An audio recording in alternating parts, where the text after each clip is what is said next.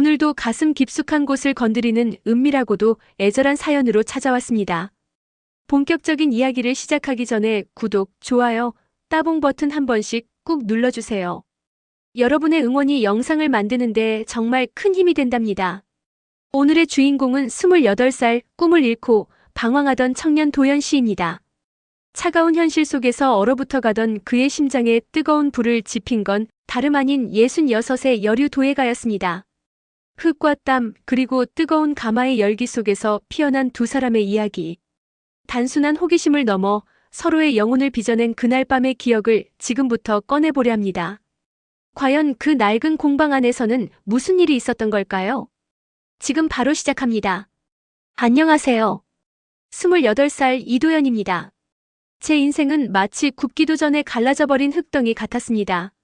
조소과를 수석으로 입학했지만 집안의 몰락과 함께 제 예술혼도 빚쟁이들의 고함 소리에 묻혀버렸죠. 지금 저는 경기도 외곽 인적이 드문 산자락에 위치한 청어류라는 도예 공방에서 자비를 하며 살고 있습니다. 낮에는 장작을 패고 밤에는 가마의 온도를 체크하는 가마지기. 그게 제 이름표였습니다. 흙먼지를 뒤집어 쓰고 땀에 쩔어 사는 제 모습에서 예술가의 흔적은 찾아볼 수 없었죠. 하지만 이곳에는 저와는 전혀 다른 세상에 사는 분이 계십니다. 바로 청어류의 주인, 명인 선생님입니다. 올해로 66이 되신 선생님은 나이라는 숫자가 무색할 만큼 고고한 분이십니다. 쪽진 은발머리에 항상 빳빳하게 다려입은 개량 한복, 그리고 흙을 만지는 사람이라고는 믿기지 않을 만큼 하얗고 긴 손가락. 선생님이 물레 앞에 앉아 젖은 흙을 끌어올릴 때면 저는 숨을 죽인 채 그 뒷모습을 훔쳐보곤 했습니다. 단순히 고용에 대한 존경심인 줄 알았습니다. 그때까지는요. 선생님은 말수가 거의 없으셨습니다.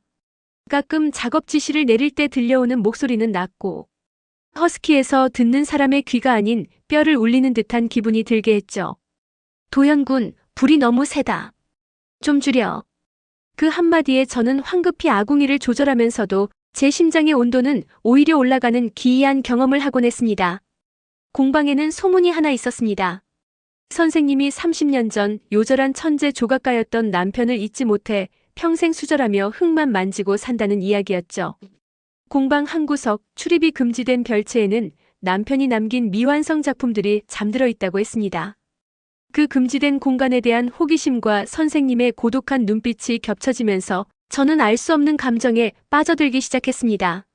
차가운 흙을 만지면서도 그 안에서 뜨거운 도자기를 만들어내는 그녀처럼 제 안에서도 무언가 꿈틀대고 있었습니다. 그날은 유독 비가 억수같이 쏟아지던 7월의 장마철이었습니다. 습기를 머금은 흙냄새가 공방을 가득 채우고 빗소리가 세상의 모든 소음을 집어삼킨 밤이었죠. 저는 빗물이 새는 곳은 없는지 확인하기 위해 작업실을 순찰하고 있었습니다. 그때였습니다. 콰르릉 천둥 소리와 함께 전기가 나가버렸습니다. 암흑 속에서 더듬거리고 있는데 물레실 쪽에서 희미한 인기척이 느껴졌습니다. 촛불 하나에 의지한 채 선생님이 물레를 차고 계셨습니다. 정전 따위는 아랑곳하지 않고 오직 손끝의 감각만으로 흙을 빚고 계신 모습은 기괴하면서도 성스러워 보였습니다. 선생님 괜찮으세요? 제 목소리에 놀라신 듯 선생님의 손이 미끄러졌고 돌아가던 물레 위에 흙기둥이 무너져 내렸습니다. 아! 짧은 탄식과 함께 선생님이 비틀거리셨습니다. 저는 반사적으로 달려가 그녀를 부축했습니다. 빗물에 젖은 제 작업복과 흙투성이가 된 선생님의 개량 한복이 맞닿았습니다. 순간 코끝으로 훅 끼쳐오는 향기가 있었습니다. 비에 젖은 흙내음 사이로 피어오르는 묵직한 난초 향기. 그것은 선생님의 살냄새였습니다. 어둠 속에서 촛불 그림자가 일렁거렸고 제 품에 안긴 선생님이 고개를 들어 저를 올려다보셨습니다. 촛불빛을 받은 선생님의 눈동자는 깊은 우물처럼 검고 젖어 있었습니다. 도연군, 팔이 단단하구나. 단순한 감탄이었을지도 모릅니다.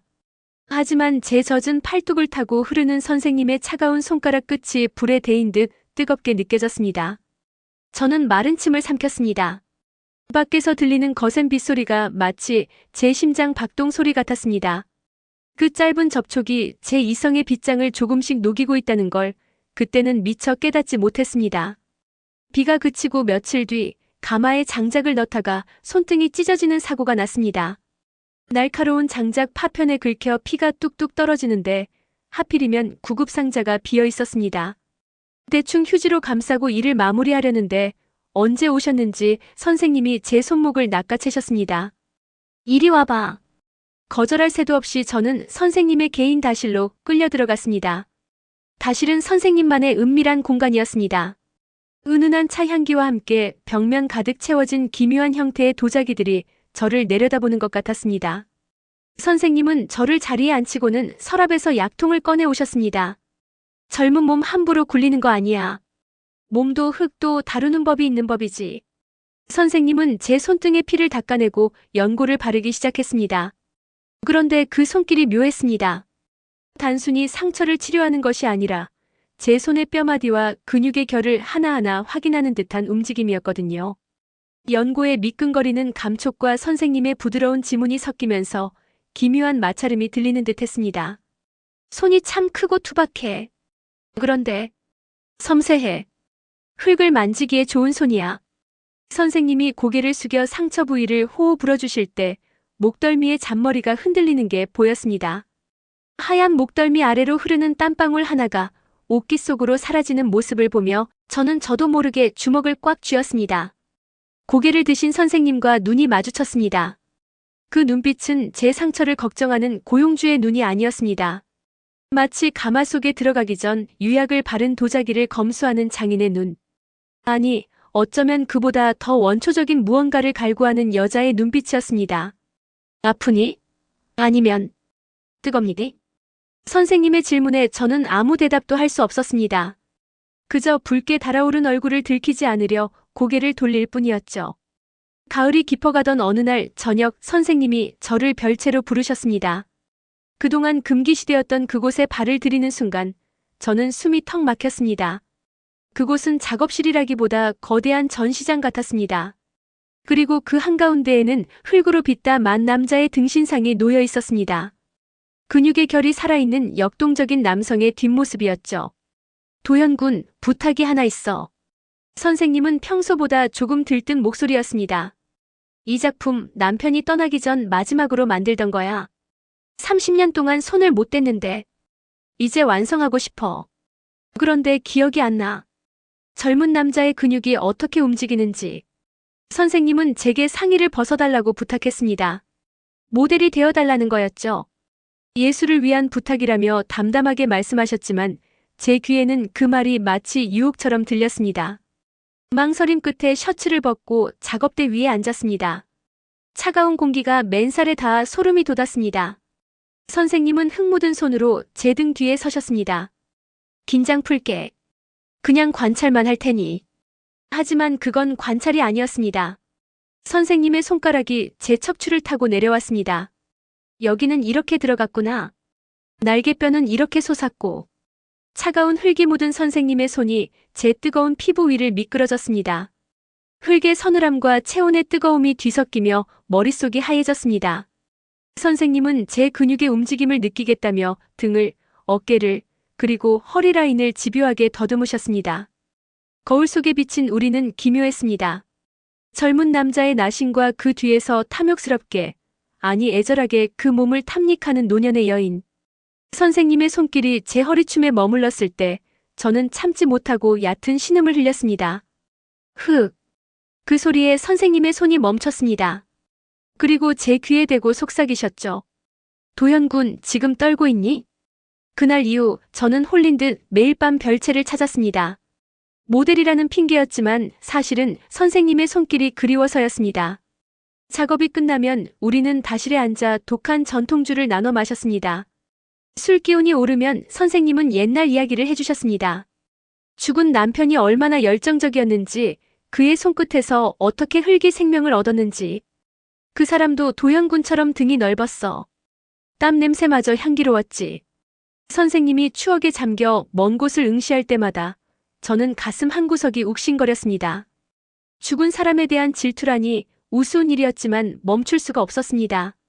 저는 술잔을 꽉 쥐며 물었습니다.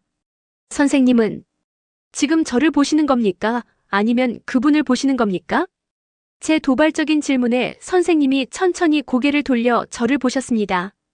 취기가 오른 붉은 뺨, 풀려버린 눈매. 선생님은 피식 웃으며 제 손등 위에 자신의 손을 겹쳤습니다. 죽은 사람은 말이 없잖아. 따뜻하지도 않고. 그런데 도연구는 이렇게 뜨겁네. 그녀의 손가락이 제 손바닥 안쪽을 간지럽혔습니다. 나는 지금 살아있는 걸 만지고 싶어. 박제된 추억 말고 펄떡거리는 생명 같은 거. 그 말은 제 이성의 끈을 위태롭게 만들었습니다. 선생님은 저를 통해 과거의 사랑을 투영하고 있을지 모르지만 저는 지금 제 눈앞에 있는 여인, 명인이자 한 여자인 그녀를 원하고 있었습니다. 그럼 저를 봐주세요. 죽은 사람이 아니라 지금 여기 있는 저를요. 제 목소리가 떨렸습니다. 선생님의 눈빛이 흔들렸습니다. 그것은 허락의 신호였을까요? 아니면 경고의 신호였을까요? 환절기 탓인지 아니면 과도한 긴장 탓인지 저는 심한 몸살 감기에 걸려 알아눕고 말았습니다. 좁은 숙직실에서 끙끙 앓고 있는데 문이 열리더니 선생님이 들어오셨습니다. 며칠 안 보인다 했더니 꼴이 이게 뭐야? 선생님은 혀를 차면서도 능숙하게 물수건을 준비하셨습니다. 이마에 닿는 차가운 물수건의 감촉에 눈을 떴습니다. 걱정스런 얼굴로 저를 내려다보는 선생님의 얼굴이 꿈결처럼 아득했습니다. 열이 펄펄 끓네. 옷 좀 벗어봐. 땀을 닦아야 열이 내리지. 저는 저항할 힘도 없이 선생님께 몸을 맡겼습니다. 선생님은 물수건으로 제 목부터 가슴, 배를 천천히 닦아내셨습니다. 열 때문에 감각이 예민해져서일까요? 물수건이 지나가는 자리마다 불이 붙는 것 같았습니다. 선생님의 시선이 제 몸 구석구석을 훑는 게 느껴졌습니다. 그것은 간호라기보다 의식 같았습니다. 젊음이 좋긴 좋구나. 아파도 근육이 이렇게 단단하니. 선생님의 손이 제 복근 위에서 잠시 멈췄습니다. 물수건을 쥔 손에 힘이 들어가는 게 보였습니다. 선생님, 이러시면. 제가 힘겹게 입을 열자 선생님이 제 입술 위에 검지를 갖다 댔습니다. 쉬어. 아무 생각 말고. 하지만 선생님의 숨소리는 거칠어져 있었습니다. 방 안가득 찬 제 땀 냄새와 선생님의 향기가 뒤섞여 몽롱한 분위기를 만들어냈습니다. 아픈 와중에도 본능은 깨어나고 있었습니다. 선생님이 제 곁에 누워 저를 안아주셨을 때 저는 이것이 단순한 병간호가 아님을 확신했습니다. 그녀의 심장도 저만큼이나 빠르게 뛰고 있었으니까요. 그리고 운명의 그날 밤이 찾아왔습니다. 가을 태풍이 몰아치던 밤이었습니다. 공방 옆 아름드리 나무가 쓰러질 정도로 거센 바람이 불었고 또다시 정전이 찾아왔습니다. 가마의 온도가 급격히 떨어질까 걱정되어 작업실로 달려갔을 때 선생님은 이미 그곳에 계셨습니다. 비상 발전기도 돌지 않는 상황, 가마 안의 작품들을 망칠 위기였습니다. 어떡하죠, 선생님? 온도가. 괜찮다. 이미 운명에 맡겨야 해. 선생님은 체념한 듯 가마 앞에 주저앉으셨습니다. 밖에서는 천둥이 치고 작업실 안은 식어가는 가마의 붉은 열기만이 희미하게 비추고 있었습니다. 저는 떨고 있는 선생님의 어깨를 감싸 안았습니다. 젖은 옷, 차가운 공기, 그리고 서로의 체온. 그 순간 쾅! 하는 천둥 소리와 함께 우리는 서로를 쳐다보았습니다. 어둠이 주는 용기였을까요? 아니면 태풍이 가져온 광기였을까요? 도연아. 처음으로 선생님이 제 이름을 편하게 불렀습니다. 나를 여자로 안아줄 수 있니? 그 한마디에 제 안의 댐이 무너졌습니다. 저는 대답 대신 선생님의 입술을 찾았습니다. 거칠고 투박한 흙바닥 위 주변에는 빛담한 도자기들이 널려 있었습니다. 우리는 서로를 탐하듯 엉켜들었습니다. 선생님의 살결은 밖의 빗물처럼 서늘했지만 그 안은 가마속처럼 뜨거웠습니다. 번개가 칠 때마다 드러나는 선생님의 하얀 몸은 제가 본 어떤 예술품보다 아름다웠습니다. 더 세게 안아줘. 내가 부서질 때까지. 선생님은 제 등 뒤를 손톱으로 핥히며 매달렸습니다. 우리는 짐승처럼 혹은 서로를 빚어내는 장인처럼 격렬하게 사랑을 나눴습니다. 나이 차이도 사회적 지위도 죽은 남편의 그림자도 그 순간만큼은 존재하지 않았습니다. 오직 타오르는 두 개의 영혼만이 존재할 뿐이었습니다. 제 모든 것을 쏟아부었을 때 선생님은 고통과 환희가 섞인 비명을 지르며 제 품에서 흐느꼈습니다. 챕터 8. 완성된 도자기 그리고 우리. 다음 날 아침 태풍은 거짓말처럼 사라지고 따스한 햇살이 공방을 비췄습니다. 눈을 떴을 때 선생님은 이미 일어나 가마를 살피고 계셨습니다. 저는 지난밤의 일이 꿈이었나 싶어 멍하니 앉아 있었죠. 하지만 제 등 뒤에 따끔거리는 손톱 자국과 공방에 남아있는 비릿한 향기가 현실임을 말해주고 있었습니다. 선생님이 가마문을 열었습니다. 다행히 작품들은 무사히, 아니 평소보다 더 아름다운 빛깔로 구워져 나왔습니다. 비색이구나. 정말 오랜만에 보는 색이야. 선생님은 각 구워진 도자기를 어루만지며 환하게 웃으셨습니다. 그 미소는 소녀처럼 수줍고 아름다웠습니다. 그녀가 뒤를 돌아 저를 보았습니다. 그 눈빛에는 더 이상 고독이나 슬픔이 없었습니다. 잘 잤니, 내 어린 연인. 그녀가 다가와 제 뺨에 입을 맞췄습니다. 우리는 아무 말 없이 서로를 마주보며 웃었습니다. 그날 이후 우리의 관계는 비밀스럽게 하지만 견고하게 이어지고 있습니다. 낮에는 스승과 제자로, 밤에는 세상에서 가장 뜨거운 연인으로 말이죠. 동네 사람들은 선생님의 작품 세계가 달라졌다고 회춘이라도 한 것 같다고 수군거립니다. 그럴 때마다 선생님은 제 손을 몰래 잡으며 윙크를 보내십니다. 저는 다시 조각 칼을 잡았습니다. 선생님은 저의 뮤즈이자 스승이자 연인입니다. 사람들은 손가락질할지도 모릅니다. 하지만 우리는 압니다. 사랑에는 나이도 국경도 없다는 것을요. 가장 뜨거운 불길 속에서 가장 단단한 도자기가 탄생하듯 우리의 사랑도 시련 속에서 더욱 단단해질 것입니다. 오늘 밤도 저는 가마에 불을 지핍니다. 그리고 그 곁에는 저를 바라보는 따뜻한 그녀의 눈빛이 함께할 것입니다. 오늘의 이야기가 가슴을 울렸다면 구독과 좋아요 부탁드립니다. 여러분의 사랑은 저에게도 뜨거운 불씨가 된답니다. 다음에도 더 놀라운 사연으로 찾아뵙겠습니다. 감사합니다.